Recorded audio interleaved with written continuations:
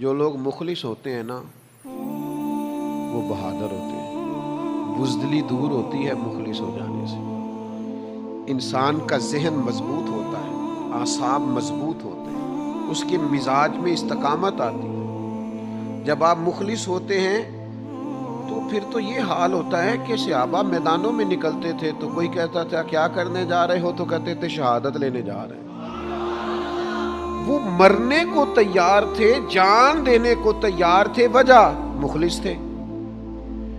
حضرت انس بن نضر رضی اللہ تعالیٰ عنہ میدان احد کے اندر جب ایک خبر پھیلا دی گئی معاذ اللہ کہ حضور کو شہید کر دیا گیا ہے، اور کچھ لوگ بہت پریشان ہوئے اور ادھر ادھر ہونے لگے، تو حضرت انس بن نضر آواز دیتے تھے اور فرماتے تھے ادھر آؤ نا واپس، تم کہاں جا رہے ہو، مجھے تو میدان احد سے جنت کی خوشبو آ رہی ہے۔ مخلص تھے تو دوڑتے تھے۔